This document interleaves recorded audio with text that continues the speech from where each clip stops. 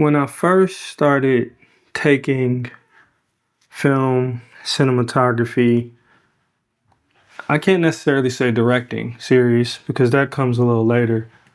But when I first started taking image making serious, I was always very inspired by the things that jumped off the screen. They just popped off the screen. It was like the things with the fast editing, the sprawling wide shots, the shots of Big Sur, or like these vast landscapes, and it was a lot, especially in the heyday of Vimeo when, it was like a rite of passage to get a Vimeo staff pick.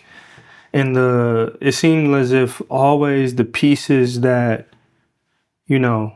meant something, or the ones that worked, were always ones that were very stylish or just had this very fast moving, rapid paced, frenetic style of editing. Very much a sign of the times at that particular point. But I used to kind of get down on myself because I would always say, like, man, I want to make something like that. And my stuff just wasn't that, I would go out and I would try to recreate these moments, but I could never really make it work. It just never worked for me, and it took me early on to like go through trying to mimic what I saw other people doing to learn that, hey, that's just not who I am. That's not my style, even though I was very impressed by it. And what happened whenever I would go and try these things, even if I was moderately successful, I never was really impressed when I did it. And I think I wasn't impressed when I did it because it wasn't my voice. And so I had to look myself in the mirror and go inward and be like, okay, Zach, who are you? Who are you? Who do you want to be in this particular space? And luckily, I already had a craft that I was already heavily invested in, which was poetry. And so my style sort of became more inward, became more contemplative, became more quiet, more melancholic, if you will, where it's like I'm the type of person who would just sit up and think about something. It's like, how do I capture that in a meaningful way? How do I capture that in a way that makes sense? And so, you often hear about style over substance, and I do think that, or style over substance, or substance over style. And I do think that style plays a part in being effective with the audience.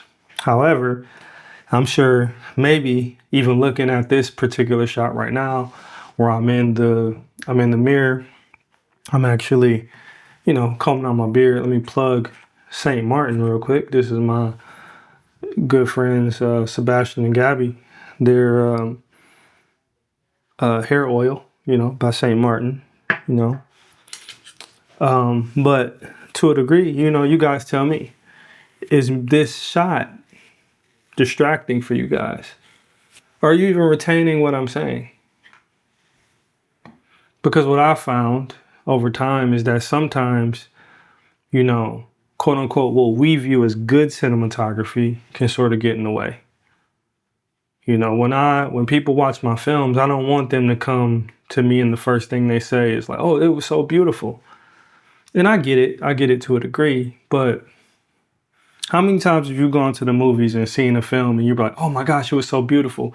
Like when we talk about Sinners, like the first thing that we say, we know that Sinners is a beautiful film, but typically when people talk about Sinners, the discourse goes far deeper. It goes into the story, the plot, the twists and turns, all of those types of things, the characters, how it makes us feel, And so I had to mature as an artist and be okay with that, and be okay with, hey, the most effective work, especially image wise, is the work that gets out of the way and allows the audience member to immerse themselves in the story that you're telling.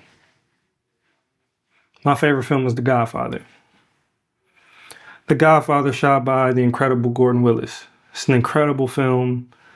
Editing, acting, all of these technical things. I grew up watching this film. It wasn't until I became a filmmaker that I even noticed the technical acumen of that film.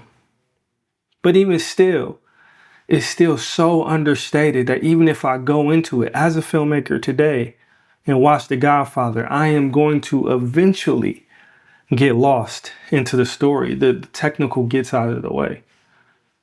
And so I had a colleague of mine tell me a couple years ago, as a DP that I was working with, and I asked him like why he never puts the camera on sticks. And he told me, he said, well, if you look at Hollywood, 85% of the shots are moving. And I'm just like, well, it just depends on what Hollywood films you're looking at.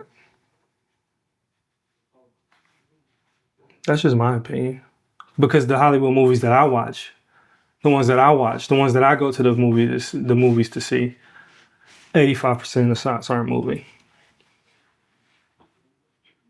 I do understand the need for set pieces. I do understand the need for style. But don't sacrifice your substance for style. Because sometimes it can be distracting. And the reality is, if we want to immerse our viewer into the stories that we're trying to tell, then really it's our job as filmmakers to get out of the way. Let the viewer have an experience. Have your set pieces, have your big moments, but the quiet moments, the meat of the story, all of that, get out of the way. You don't have to spoon feed the audience. And that's what I had to learn how to do as a filmmaker as I've come into maturity into my craft. So, substance over style, but style does have its place, because the reality is, first impression is everything. If you have a good looking film and it's polished, people are more likely gonna watch it. The same way as how I'm dressed now, people are more likely gonna take me serious based on how I look. However, once I start a conversation with somebody, if I'm all about how I look, all about the aesthetic, it's probably gonna turn that person off. So it has to be some substance underneath that style. Y'all be safe though. Peace.